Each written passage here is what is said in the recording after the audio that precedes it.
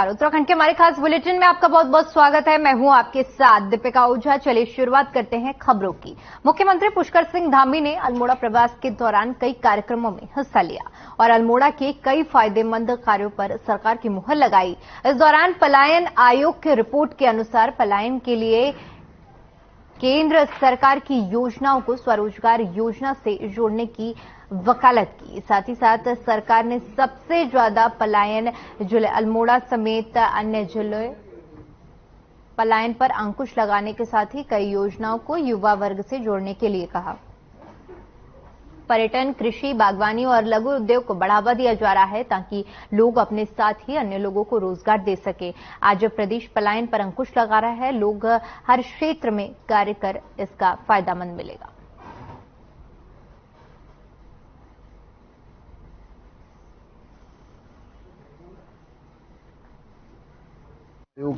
काम कर रहा है और इस दौरान जो रिपोर्ट भी आई है तो इन वर्षों में पलायन कम हुआ है।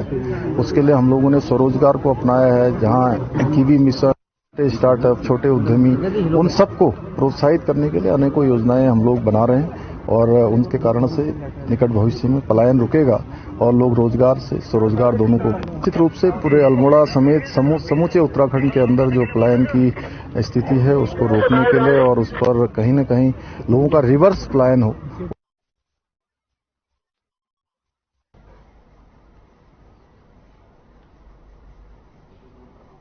उधर माफिया अतीक अहमद और उसके भाई अशरफ की हत्या मामले पर पौड़ी पहुंचे राज्यसभा सांसद डॉक्टर कल्पना सैनी ने कहा कि योगी सरकार अपराध के खिलाफ जीरो टॉलरेंस की नीति अपनाते हुए उस पर कायम है।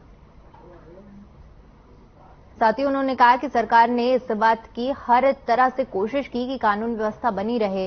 उन्होंने कहा कि जब जुल्म की इंतहा हो जाती है तो इस प्रकार की घटनाएं देखने को मिलती है। कल्पना सैनी ने कहा कि प्रयागराज में अतीक अहमद आतंक का पर्याय बन चुका था। उन्होंने कहा कि अब अतीक और अशरफ ही नहीं, उसकी आने वाली पीढ़ी भी अपराध जगत से जुड़ी हुई है।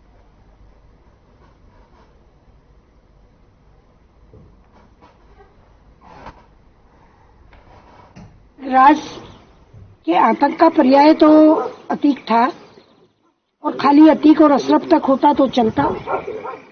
उसकी आने वाली पीढ़ी भी उस अपराध जगत से जुड़ चुकी है और हमारे आदरणीय उत्तर प्रदेश के मुख्यमंत्री जांच समिति बिठा चुके हैं।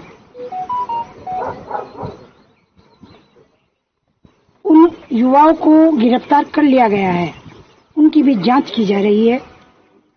हर तरह का न्याय। वो माफिया था, इस पर कोई दो राय नहीं है। उसको कानून सजा दे, कानून उसके लिए काम करे, इस पर कोई दो राय नहीं है। लेकिन जिस तरह की घटना हुई है, ये उत्तर प्रदेश की कानून व्यवस्था को एक बहुत बड़ा तमाचा है कि जो सुप्रीम कोर्ट, हाई कोर्ट के लिए जिसने डायरेक्शन रहे हों, जिस व्यक्ति के लिए कि भाई इसकी सुरक्षा की जाए, और इतनी पुलिस होने के बाद भी कोई भी आदमी अगर पुलिस की मौजूदगी में हत्या कर देता है तो ये निश्चित रूप से कानून व्यवस्था पर एक बहुत बड़ा सवाल है और इसको आप हल्के ढंग से नहीं ले सकते। धर्म के नाम पर या अपराधी के नाम पर अगर कोई राजनीतिक, थोड़ी देर के लिए मैं सोचता हूं कि वो अपराधी नहीं होता, माफिया नहीं होता या किसी धर्म विशेष का नहीं होता और वो एक व्यक्ति राजनीतिक व्यक्ति होता है, राजनीतिक मुकदमे होते हैं।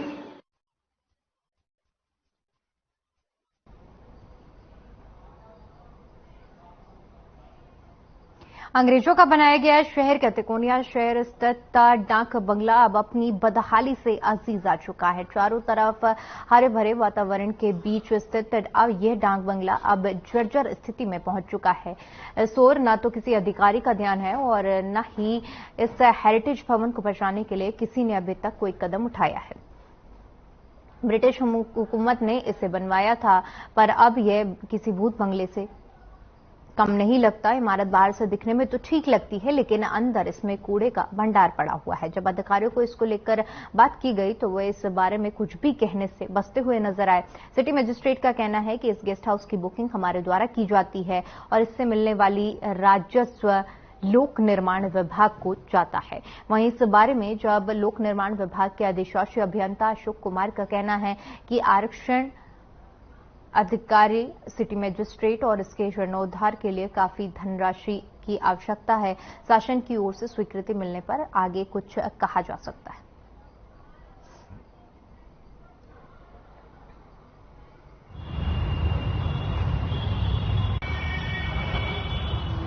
के बीचों बीच में पीडब्ल्यूडी का गेस्ट हाउस है, जिसकी जो बुकिंग है वो एक हमारे यहाँ से की जाती है और साथ ही जो इसमें किराया है वो पीडब्ल्यूडी को जाता है और इसका मेंटेनेंस भी वही देखते हैं। तो इस शहर के बीचों बीच के गेस्ट हाउस का अगर रिनोवेशन होता है तो निश्चित ही ये बहुत उपयोगी सिद्ध होगा। ये पीडब्ल्यूडी का इंस्पेक्शन हाउस जरूर है, लेकिन इसके जो आरक्षण अधिकारी हैं वो सिटी मजिस्ट्रेट है।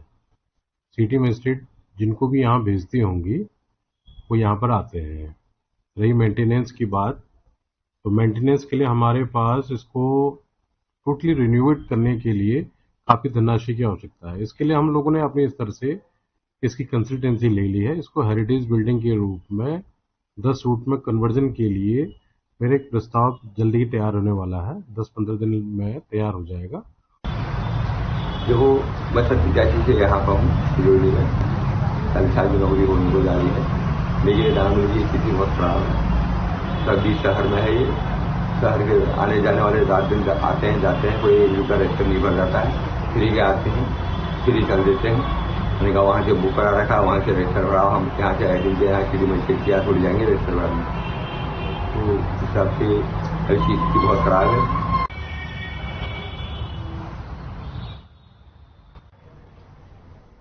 वहीं चारधाम यात्रा शुरू हो गई है और यात्रा शुरू होने से पहले ही केदारनाथ में बड़ा हादसा हो गया। बता दें कि हेलीकॉप्टर के पंखे की चपेट में आने से एक युवक की मौत हो गई है। इसको अखिल भारतीय अखाड़ा परिषद के अध्यक्ष महंत रविंद्र पुरी ने बड़ा संकेत मानते हुए उत्तराखंड सरकार को सचेत किया है। महंत ने कहा कि ज्योतिष गणना के अनुसार 22 अप्रैल से गुरु चंडाल योग शुरू हुआ है और 10 मई से लेकर 30 जून तक चारधाम यात्रा पर विशेष सावधानी बरतने की जरूरत है। वहीं कांग्रेस नेता हरक सिंह रावत ने चारधाम यात्रा शुरू होने से पहले केदारनाथ में हुए हेलीकॉप्टर हादसे पर दुख जताते हुए सरकार पर निशाना साधते हुए कहा कि चारधाम यात्रा के लिए व्यवस्थित व्यवस्था होनी चाहिए, मगर सरकार द्वारा कोई भी व्यवस्था नहीं की गई। वहीं सांसद रमेश पोखरियाल निशंक ने चारधाम यात्रा की व्यवस्था को लेकर राज्य सरकार की सराहना करते हुए कहा कि इस बार यात्रा के पिछले सभी रिकॉर्ड टूटेंगे। राज्य सरकार के सामने चारधाम यात्रा की व्यवस्था को लेकर बड़ी चुनौती होगी और इन चुनौतियों का सरकार सामना करके चारधाम यात्रा को सकुशल संपन्न कराएगी।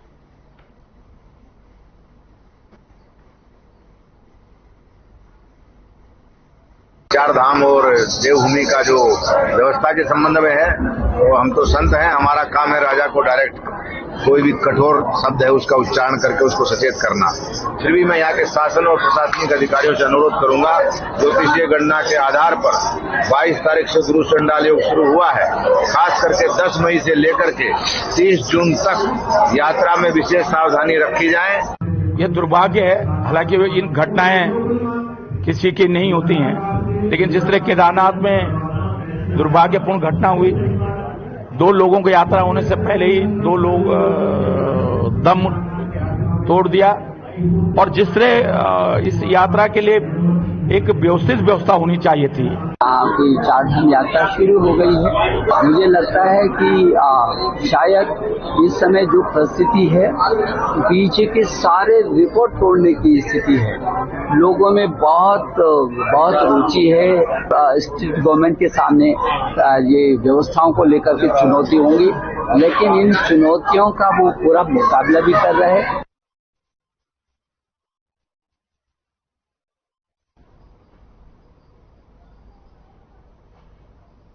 वहीं एसएससी गुड़िया institute of management and law college के संस्थान के संस्थापक और पूर्व सांसद स्वर्गीय सत्येंद्र चंद्र गुड़िया की 13वीं पुण्यतिथि के अवसर पर उनकी पत्नी विमला गुड़िया, पुत्री दीपिका गुड़िया अत्रेय, डॉक्टर नीरज अत्रेय और उनके समस्त परिवार द्वारा पूरे विधि विधान से पूजा अर्चना की गई। इस दौरान यहां मौजूद वक्ताओं ने कहा कि स्वर्गीय सत्येंद्र चंद गुड़िया की 13वीं पुण्यतिथि पर आज हम उनको स्मरण कर रहे हैं। उन्होंने कहा कि काशीपुर क्षेत्र में आज जो भी विकास दिखाई दे रहा है वह स्वर्गीय गुड़िया जी की ही देन है। उनके द्वारा शिक्षा के क्षेत्र में जो अभूतपूर्व कार्य किए गए हैं, जिसके लिए उन्हें हमेशा याद किया जाएगा।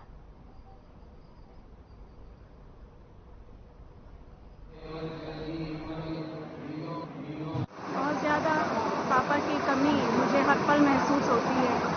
बहुत से समय ऐसे आते हैं जब मुझे लगता है काश वो होते। हर वर्ष की भांति इस वर्ष भी हमने हवन पूजन करके ईश्वर से यही प्रार्थना की है कि उनकी देवात्मा का आशीर्वाद हमें हमेशा की तरह मिलता रहे। मैं अपने सिर पर उनकी छाया महसूस करती हूँ। जब भी कोई विकट परिस्थिति आती है मुझे ऐसा लगता है कि वो अपना हाथ मेरे सिर पर रखे हुए हैं। परम पूज्य स्वर्गीय सत्येंद्र चंद गुड़िया जी की आज 13वीं पुण्यतिथि है। श्री स्वर्गीय गुड़िया जी एक ऐसी शख्सियत थे जिस शख्सियत को हम किसी भी कीमत पे भुला नहीं सकते। उनके जो कार्य करने का तरीका था, शिक्षा के क्षेत्र में हो, चाहे राजनीति के क्षेत्र में हो, चाहे कुशल प्रशासक के रूप में हो, आपका एक अपने आप में एक अनोखा तरीका था और उस अनोखे तरीके से प्रत्येक वर्ग और प्रत्येक धर्म इस समाज का लाभान्वित होता था। यही सीख हम स्वर्गीय गुड़िया जी से लेते हैं और उनको नमन करते हैं।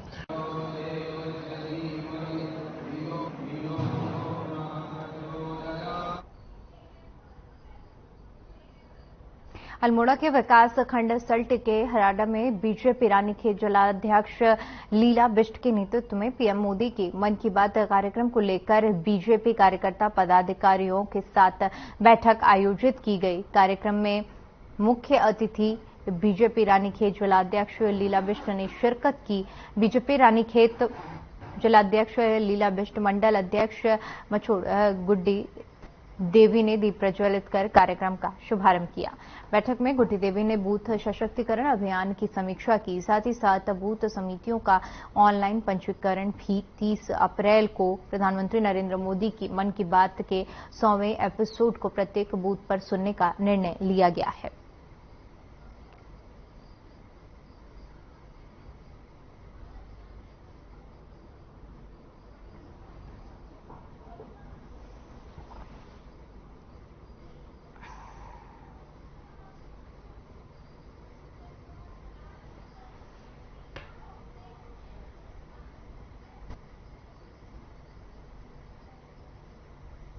वहीं कांग्रेस की नवनियुक्त जिलाध्यक्ष अंजू विधानसभा के दौरे पर पहुंची।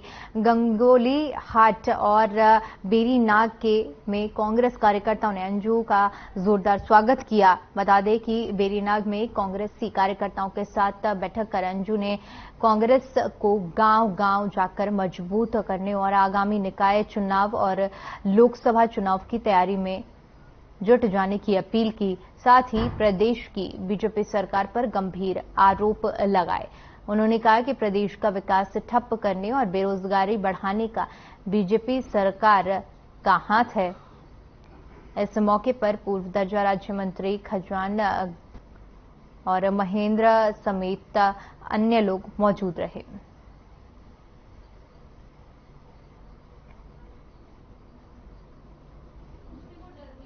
आज जिलाध्यक्ष बनने के बाद मैं पहली बार ये गंगोली हाट बैरीनाग में कार्यकर्ताओं की बैठक लेने आई हूँ। मैं कार्यकर्ताओं को यही संदेश देना चाहूंगी कि जो आप लोगों के आपसी मतभेद है या गुटबाजी से ऊपर उठकर हमें संगठन की मजबूती के लिए काम करना है, तभी कांग्रेस क्या कहते हैं अपने मुकाम को हासिल करेगी। चाहे वो अभी नगर पंचायत के चुनाव है या फिर लोकसभा के चुनाव है, तो कांग्रेस पार्टी निश्चित तौर पर उस पर विजय हासिल करेगी।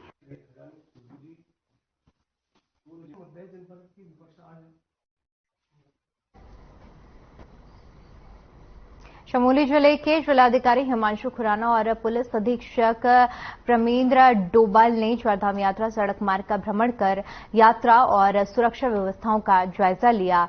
इस दौरान यात्रा रूट पर जुटाई गई आधारभूत सुविधाओं, शौचालय, पानी, मेडिकल, एटीएम, विश्राम गृह निर्माण कार्यों का स्थलीय निरीक्षण किया गया। साथ ही यात्रा रूट पर मुख्य पड़ावों और दुर्घटना संभावित संवेदनशील स्थानों का जायजा लेकर संबंधित अधिकारियों को दिशा निर्देश भी दिए गए।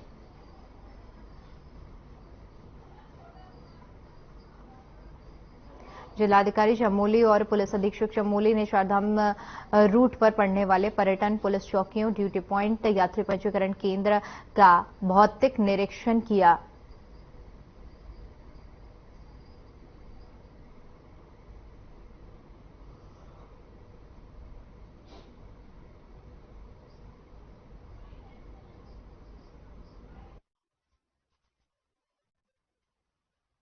कि आज हमने चमोली से कमेड़ा तक हमने जो नेशनल हाईवे है, यात्रा मार्ग है बद्रीनाथ हाईवे का, तो उसका हमने भौतिक निरीक्षण किया है। और कई कई जगह पर ऐसे पॉइंट्स हैं जहां पर जैसे मलबा सफाई है या निर्माण कार्य अभी गतिमान है, कोई पुल का कार्य गतिमान हो तो उनको जल्द से जल्द निर्माण कार्य पूर्ण करने के निर्देश दिए हैं। साथ ही साथ पेयजल की व्यवस्था है, वाटर एटीएम स्टैंड पोस्ट लगे हैं, उसमें पेयजल की व्यवस्था सुचारू हो। और जो सार्वजनिक शौचालय स्थापित किए गए हैं रास्ते में, तो उसमें पानी, बिजली, ये व्यवस्था सुचारू हो, साफ सफाई हो।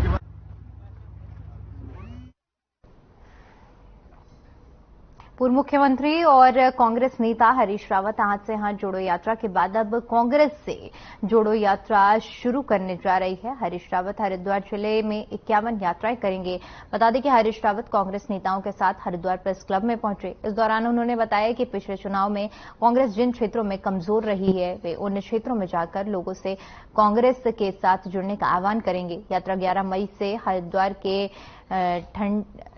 डेरा से शुरू होगी। साथ ही हरीश रावत ने बताया कि चारधाम यात्रा में हेली कंपनियों पर मनमानी का आरोप लगाया है।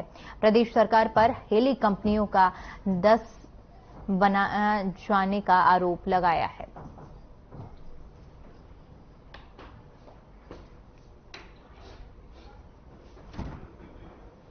51 चरणों की यात्रा तय की है। कांग्रेस से जुड़ो एक अनुरोध है, अनुरोधपूर्ण यात्रा है। कांग्रेस से जुड़ो। मैं उन क्षेत्रों में जाऊंगा जहां हम चुनाव में कमजोर रहे हैं, जहां हमारी स्थिति कमजोर हो रही है।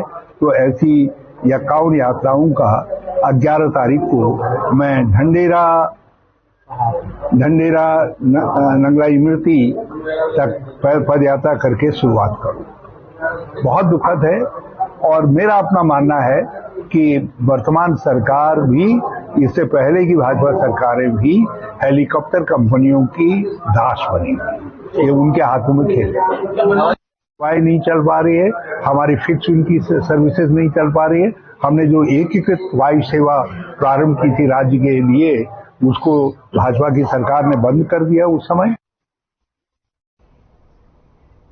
शराब की दुकानों से लगातार मिल रही शिकायतों को लेकर प्रशासनिक टीम ने शराब की दुकानों पर छापेमारी की कार्रवाई की। बता दें कि टीम शिवालिक नगर देशी शराब के दुकान के साथ बहादुराबाद और सलेमपुर के अंग्रेजी शराब दुकानों पर चेकिंग की गई। कुछ दुकानों पर ओवर रेटिंग का मामला सामने आया है। सारी रिपोर्ट जिलाधिकारी को दे दी गई है। प्रशासनिक अधिकारियों को लगातार यह शिकायत मिल रही थी कि ग्राहकों से शराब की दुकानों पर निर्धारित मूल्य से अधिक वसूली की जा रही है। इस दौरान दुकानों पर मौजूद शराब की गुणवत्ता की जांच करते हुए मौजूदा शराब का स्टॉक मिलान भी किया गया।